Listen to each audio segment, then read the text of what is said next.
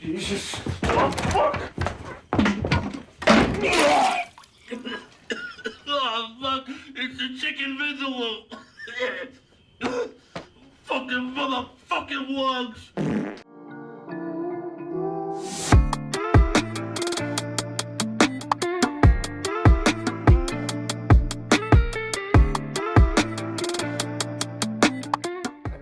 Poor Kelvin Gastelum though, because did you hear this was the first fight in his UFC career that Gastelum used a nutritionist. And it's like, damn, Kelvin like finally locked in with his diet, probably made 185 or 186, whatever he weighed in at, like the easiest he ever has in his career, all of a sudden, and then just for Joe Pyfer to have to pull out at the last second, which sucks. I mean, I don't know. I wish they would, I hope they rebook that fight, like I just said. But yeah, I mean, I say we get this pod started. Yes, you need to be shitting. Yeah. So, anyway, before we do start talking about UFC Mexico City, though, do just want to thank everybody who came out last weekend to Knucklehead Vintage to the live podcast. That was a pretty fucking good time. I enjoyed the hell out of that, man. It seemed like everybody there had a decent time too. So. Yeah, great time. You should check out the replay if you haven't already. Definitely. Obviously, it's already on our channel. I'll probably put a card right here in the video too. But yeah, that was awesome. I missed the setup already. Yeah, it was weird. At first, like when we were in Knucklehead Vintage and obviously we have that cool backdrop that we had, I was like, damn, like how are we going to come back to the old kitchen studio after that? I like being in the middle, front and center of the camera. It's true. I don't know. This is like, I like it here. This feels like home. Yeah, well, literally, for me, it literally is. But, you know, this is where we're meant to be for now. And eventually, I think we'll have an upgrade in studio. But we'll get there. Sure. We'll get there. We have some cool props that are just like laying in my room just of all the crazy shit I've piled up over the past few years. But, yeah. So, thanks again to everybody who came to the live show. Thank you again to Knucklehead Vintage for hosting us. It was a really great time. We had a lot of fun. I mean, the guests were all awesome. You know, Shane, Aiden, Matt, Travis, and then obviously Jason Nejma with the music. That, I think, in my opinion, that put the cherry on top. That was a really fun time, that show. And, you know, we had some people come out to it. And, yeah, it was a lot of work. But I think all in all, that day was a pretty big success. And it was really fun. So thanks again to everybody who came out and everybody who supported the streams. It was a good time. But yeah, now we're back here. Got UFC Mexico City to talk about. I mean, the ball just keeps on rolling with the UFC. So we gotta talk about these fights from this past weekend. And honestly, it was a really fun card from start to finish, as it usually is when the UFC goes to Mexico. But first, obviously, we're gonna start with the main event: Brandon Moreno versus Steve Erceg. Moreno wins via unanimous decision, 49-46 on all three judges' scorecards. Really fun fight throughout. And Moreno finally gets that win in his home country, which he's deserved for a long time. But this fight, what a way to get it, because like it was a competitive fight. I don't think the scorecards tell like the full story of it, but I think overall Moreno's boxing was just so nice. I mean, the way he mixed up his targets, the hand speed that he had, and then also just like he was landing with more authority throughout the 5 rounds. And while Erceg was having like success with the jab and some leg kicks, he just like wasn't really doing enough every round to get the nod, you know. But it was a fun fight. It was competitive. Moreno did a good job using feints. He had some really nice combinations in there, and like both on the front foot and then also countering some of Erceg's shots. I was just really impressed with Moreno's boxing in this one, and this was like my type of fight. As you know, I love a good technical war on the feet. And this is kind of what that turned into in the end. And I loved it, really. I enjoyed watching this fight a lot. But what did you think of this one and Moreno's performance, or really whatever you want to start with?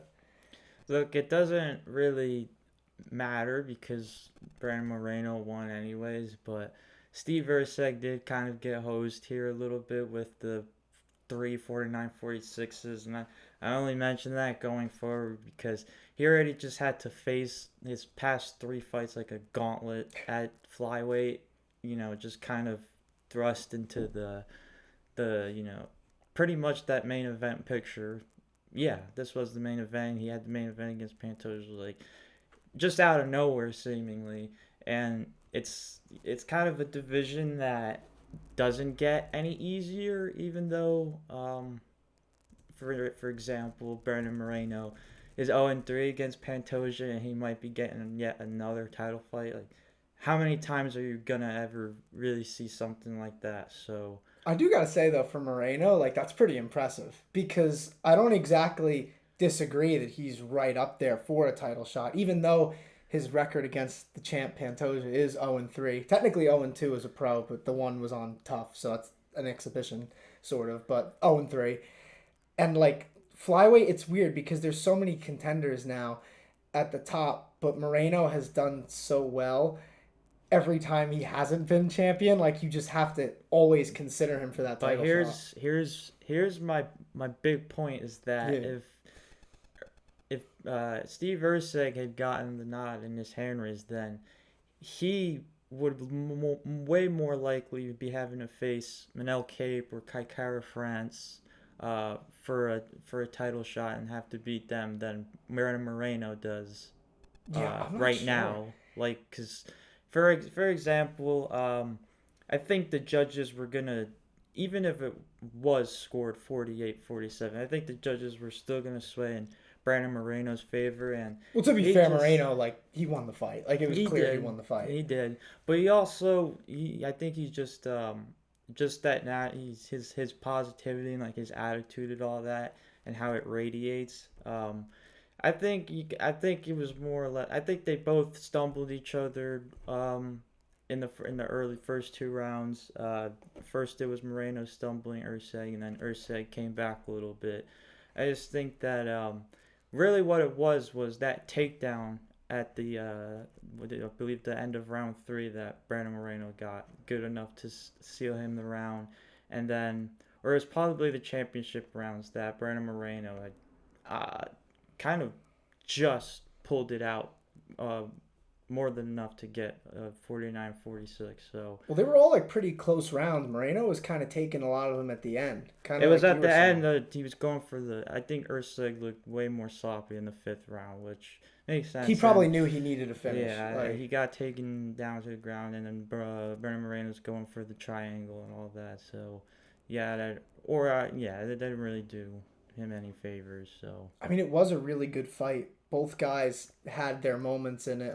I mean, like I said earlier, Moreno with his boxing, a lot of feints. His hand speed is just naturally insane. But then, like, even supplementing, like, the combinations in the way that he did, like, you know, he would have the combinations, but then he would also land some body kicks and shoot for takedowns, kind of like you were saying. And it just seemed like he was able to keep Erceg guessing, and that's kind of what the difference was in this fight. Because Erceg, like I said, he was doing well with the jab and the leg kicks, and he was doing damage with them, but like I said, when you're scoring it by round, he just wasn't doing enough each round to get the nod, and I think that that's really what it was. And I'm glad you mentioned round 3 too, because I thought round 3 was a really close round, and then Moreno kind of took it there at the last second. And really, like I said, round 2 is the only one that I think I'd give Erceg, even though this was a very competitive fight. That's why it's, in a way, this is one of those fights where the scorecard, like I said, it just doesn't tell the full story. Like, yeah, Moreno won the fight. It was a clear win, but Erceg also had a really good performance in there, and it just wasn't his night. I think he's going to get better from this. I also think Moreno proved why he deserves to still be in that upper echelon at flyweight. And like I said, the fact that he's even being considered for a title shot with his record against the champion is an achievement amongst itself. And yeah, I mean, this was just a great win for Moreno, and, you know, in his home country too. The fans were behind him. I mean, they were so loud when he won too. I mean, it's impressive. Brandon Moreno's corner was pretty quick to tell him to use more of his wrestling after the second round, and I was shocked he wasn't. I mean, I thought he had a clear advantage in that realm of it, but he wasn't really using it that much. Yeah, only really as like a deterrent. Like, it would seem like when Erceg was kind of getting the better of the striking, that's when Moreno was trying to get him to think of the grappling. But it seemed like it just wasn't really in his game plan to get Erceg to the ground, which, I mean, you know, we could sit here and say it's bizarre, but still Moreno won the fight pretty handily. So, I mean, you know, I guess that's kind of nitpicking at that point. But I do kind of agree with you with that. But to kind of like segue to where this takes the division, because we've kind of alluded to it, at multiple points. I think that the flyweight division, there's a lot of options right now because it seems like Pantoja versus Kara France is the fight that they're going to make. It's just a matter of when. That's what the rumors say, at least. Those could be false. But then Manel Kape obviously had a really big win recently. He's another great candidate for a title shot who's a very exciting fighter. He's pretty good on the mic, too. And then Brandon Moreno, yeah, he's 0-3 against Pantoja, but he's also one of the biggest stars in the UFC. And I feel like people don't talk about that enough. Not in the sense that, like, oh, well, you should be saying that Moreno's a big star, but I'm saying in the sense that Moreno actually might get a title shot off of a win like this, even if you think that he shouldn't, because of his record against the champion. Like, the UFC values their stars, and if Moreno can get himself into a position where it's even somewhat justifiable to give him a title shot, the UFC very well might do that, because he's probably their biggest star in Mexico right now, whether it be maybe him or Alexa Grasso. That's the only person I would really compare. So I know that people probably don't want to see Moreno fight Pantoja because of the past history, but the same time, you just can't discount how big of a star that guy is and how much that matters to the company. And that's honestly the only reason why I'm saying that he actually might get this fight. And also, too, because the UFC just announced that they're going to have the pay-per-view in Guadalajara in September there. So it's like if they want to push the Pantoja title fight to September, maybe get Moreno on that card, that could be an option for the UFC as well. Push it all the way. So I'm not saying they should. I'm just saying they might. Yeah. To be clear. Well, that's just interesting, because you got Pantoja who's going to fight at the Newark card. Well, no, it's not official. That's a rumor. It's a rumor, yeah. Right now, they're saying for Newark, what I keep hearing is that it's probably going to be Merab versus O'Malley 2 and Pena versus Harrison. And then the Pantoja-Kara France fight, there was like an initial rumor about it, but there's been like nothing since. And some people think it's going to get pushed back a little further if it even happens. Probably because of what's going on at flyweight right now, because we have so many different contenders. And the UFC has a lot of options. And I would imagine the fans are starting to really get into Pantoja's fights nowadays, because he's proven himself as the champ, and I'm glad about that. You know me, I've been speaking on Pantoja for a while. I'm glad that he's having the title reign that he's having. But flyweight, I mean, it's the first time we've been able to say this in a really long time, but flyweight really has a lot of good things going for it right now. I mean, there's 3 contenders right now who you could plug into a title shot, and not a lot of people would be mad. But then the UFC just brought back Kyoji Horiguchi, which is crazy. That's wild. I mean, he was 7-1 in his first UFC run, and the only loss that he had was that famous flying armbar to Demetrius Johnson. And, like, you can't really fault a guy for losing to someone who's literally in the GOAT conversation in Mighty Mouse. So I'm hyped that they got Horiguchi back. But, yeah, I just think there's a lot going on at flyweight right now, and that could be interesting for the UFC because, for a while now, I mean, when Mighty Mouse was champion, he was just beating everybody. And then it was Cejudo for a tiny bit. Figgy had a nice little run there, Moreno. And then, like, it's kind of just been hot potato in a sense with the belt until Pantoja. So that was Horiguchi that got submitted by that. Yeah, I bet you haven't thought about that in a while. Yeah, that was a long time ago. That's like UFC 185 or 186. Oh, wow. Long time ago. I mean, he's been out of the UFC for a while now, Horiguchi. He, like I said, I mean, he went 7-1 in his initial UFC run. That flying armbar to Mighty Mouse being the only loss in his UFC career. And then when he left, he was in Bellator, I think, for a little bit. And then also had a lot of success in Ryzen. So, like, it's not like he hasn't had success in and outside of the UFC. That's why I'm hyped that they brought him back, because this is another guy who's been a big name in the UFC at flyweight, but with a totally different generation.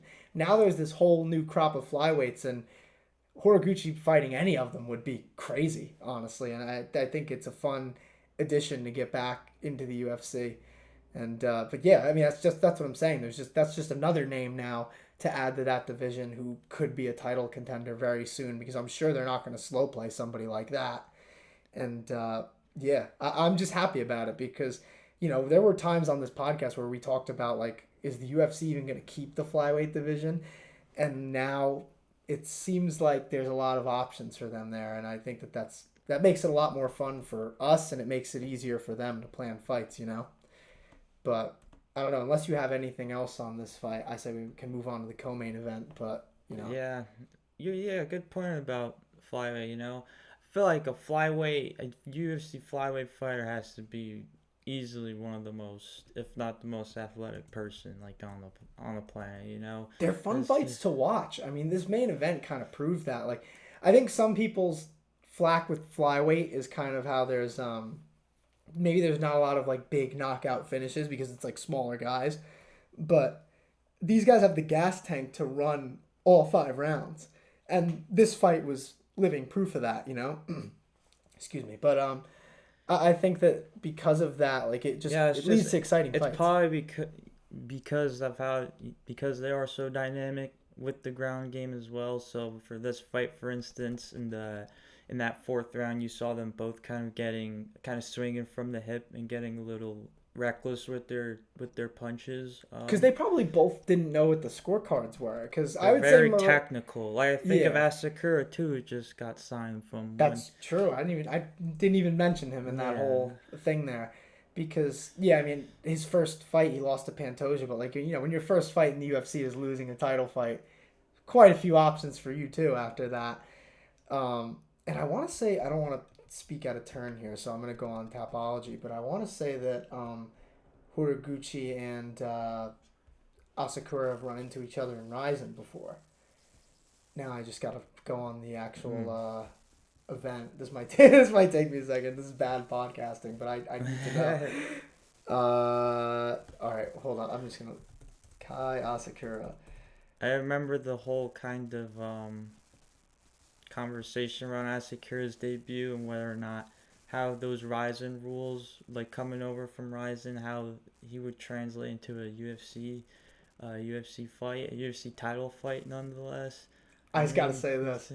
I would love to see these guys have a trilogy, because in the first fight with Asakura and Horiguchi back in 2019, Asakura knocked him out in the first round, and then their last fight against each other in 2020, Horiguchi knocked Asakura out in the first round. So, I mean, that could be a fun one. Yeah.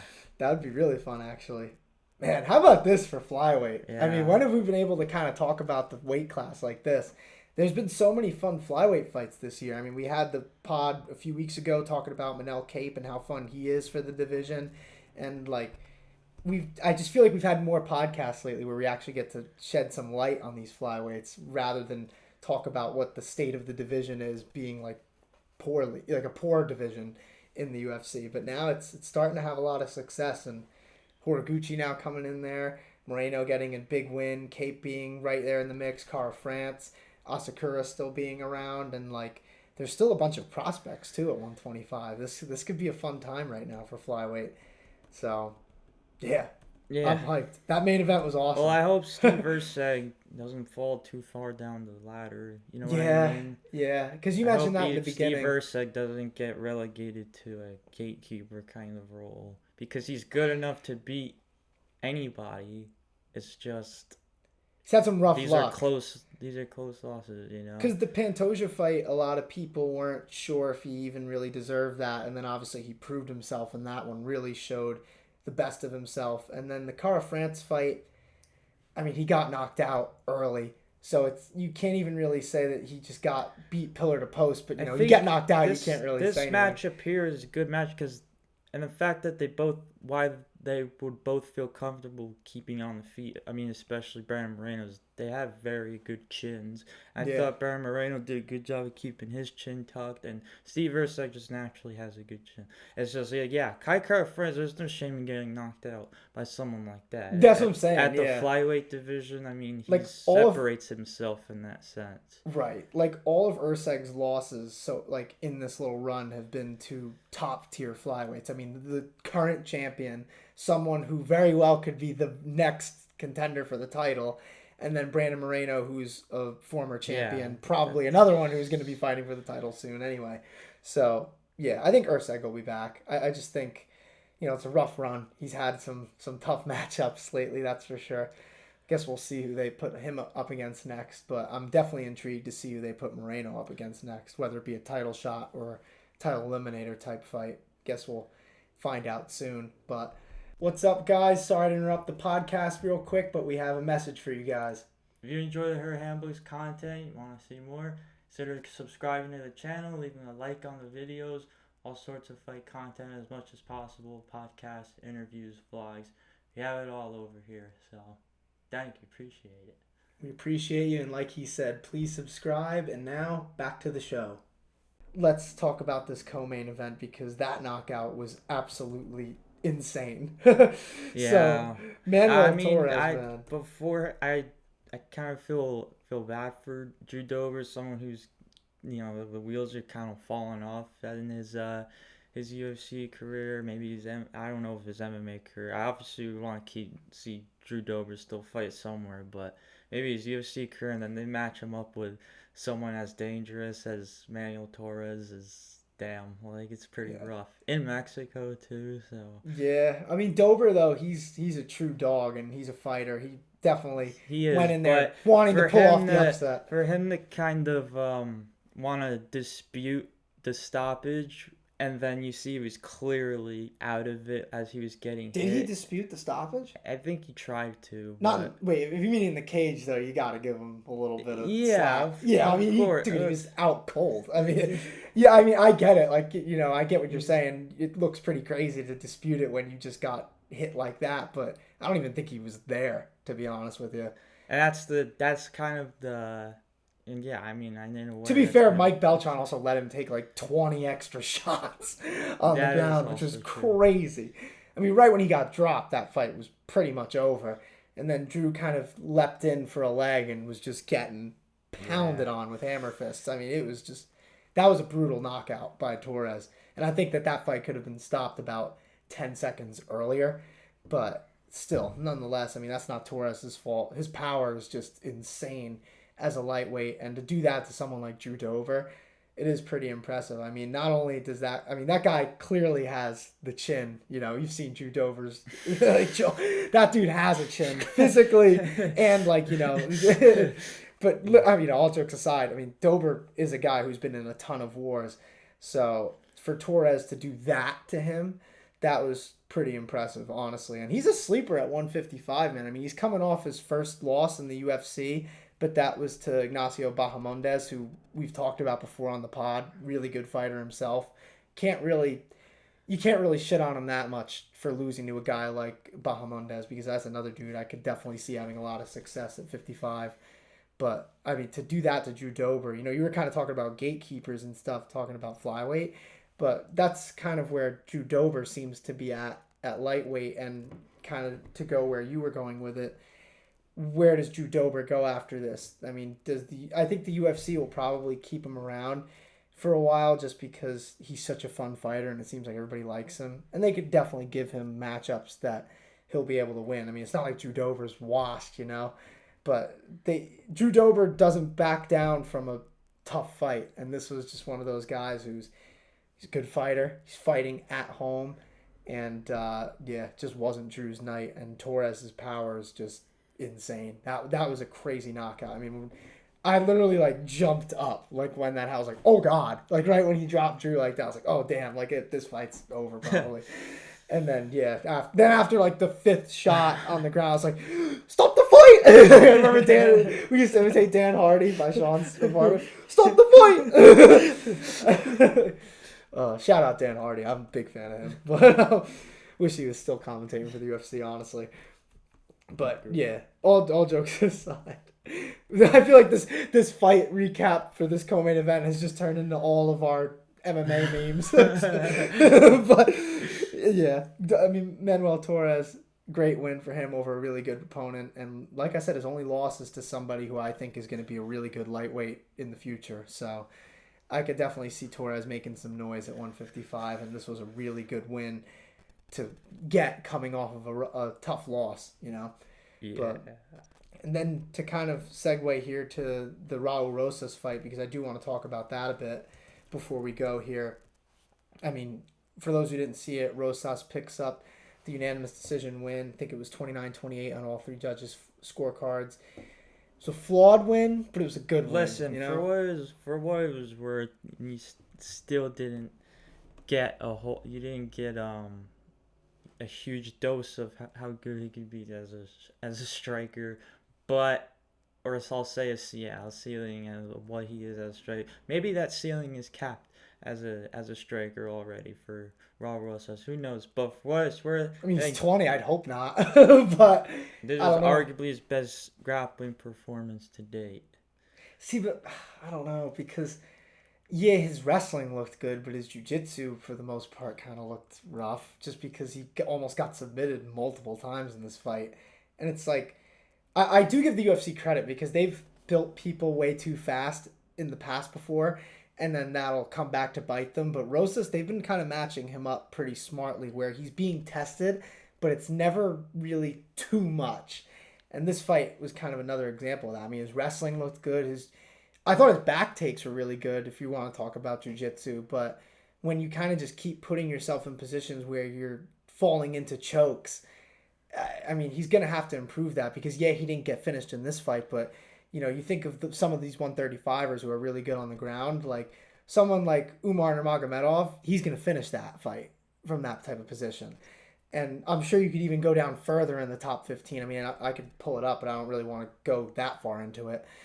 But there's definitely a lot of good jiu-jitsu fighters at 135 who are going to take advantage of those types of mistakes. And I think that Rosas has a lot of potential, but right now I still think they should kind of keep it running a little slower just so they don't screw this dude over before he hits that potential, because I do think his ground game is going to round out. With his striking, I'm not as sure. I think with his striking, he could kind of turn into someone like Bo Nickel in the sense where he's a real threat on the ground in every area, but maybe striking is where you can get him.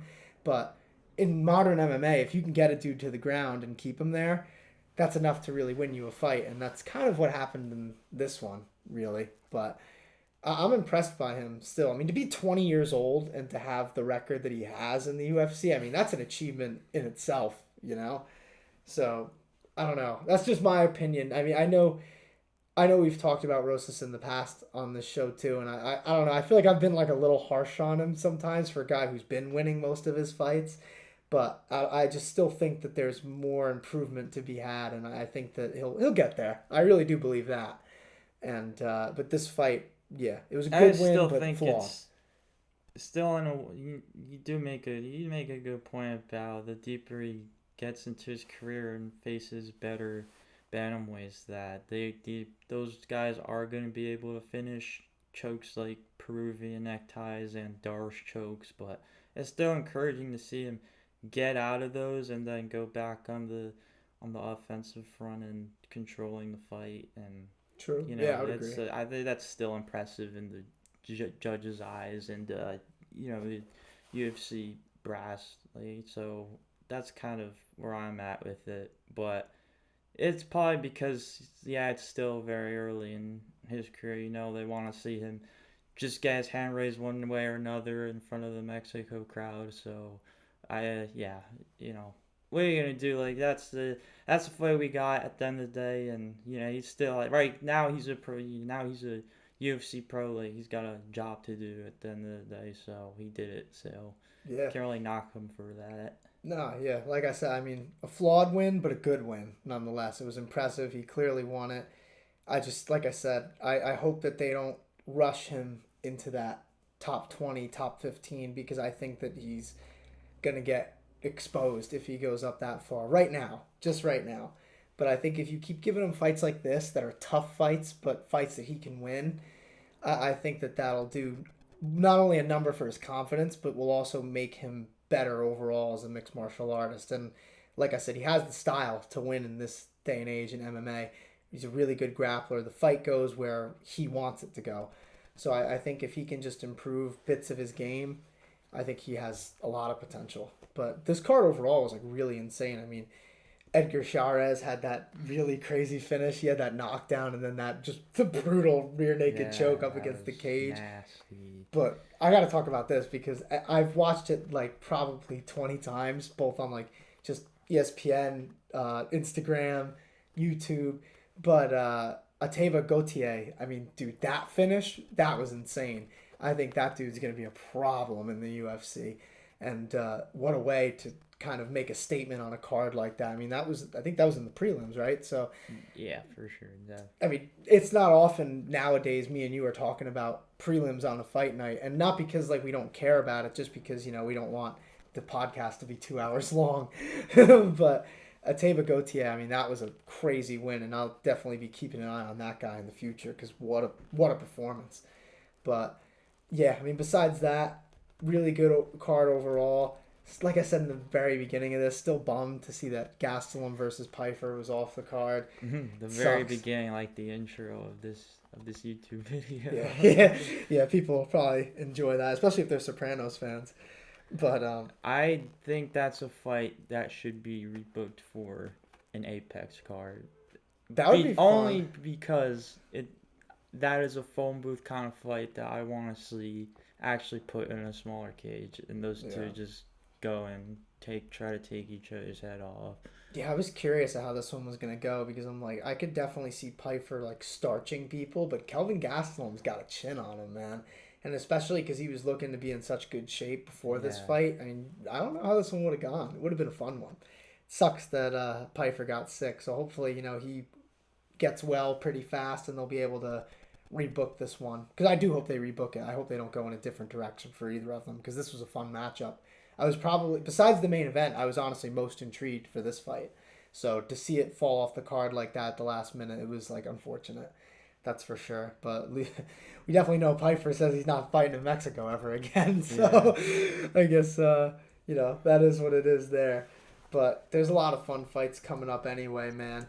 And next week, speaking of the Apex, we have an Apex card. It's definitely underrated, I would say. The undercard is. There's definitely some fun sleeper fights on there, but the main event, I mean, that's a really fun one. 5-round fight between Josh Emmett and Lerone Murphy. That should be a banger, especially in that small cage. I think somebody's getting knocked out in that one. That's my personal opinion. But that should be a fantastic fight. And then the week after that, we have the featherweight title fight between Volk and Diego Lopez. That should be really fun too. And that card is stacked. I can't wait to watch that pay-per-view. And yeah, I mean, we've had a fun time lately. You know, there you go. I mean, so Josh Emmett, Lerone Murphy, they really have to put on a really memorable, strong performance then. And it's good timing for both of them. You know, especially at least, like, you know, even though it's for the interim title, but Josh Emmett's gotten the opportunity. It's just Lerone Murphy, I think, is on a come up that the featherweight division really needs right now. And so a win over a guy like Emmett, who's fought guys like Yair Rodriguez, for instance, would be huge. I think like that wouldn't put him. I don't think you would be hard pressed to say that would put him at least one fight away from a title shot. I would agree. I think very highly of Lerone Murphy. He's definitely going to be a title contender at minimum. So I definitely agree with that. And if Emmett gets the win, I mean, who doesn't like watching Josh Emmett fight? That dude hits people with bombs. So, and even on UFC 314, I mean, outside of that title fight, we still have Bryce Mitchell versus John Silva. That's a fight where the winner of that could definitely take a big jump. Yeah. A lot going on, featherweight coming up, man. Definitely a lot going on. But that's what we have for the next few weeks. It's going to be a fun time to cover it. I mean, this was a fun card to cover. Obviously, last weekend, like I said in the beginning, with the live podcast, UFC London was really fun for us. And, yeah, we have a lot more fun coming on in 2025, that's for sure. So, hope you guys will stick with us for the ride. And, yeah, we'll see you all next week.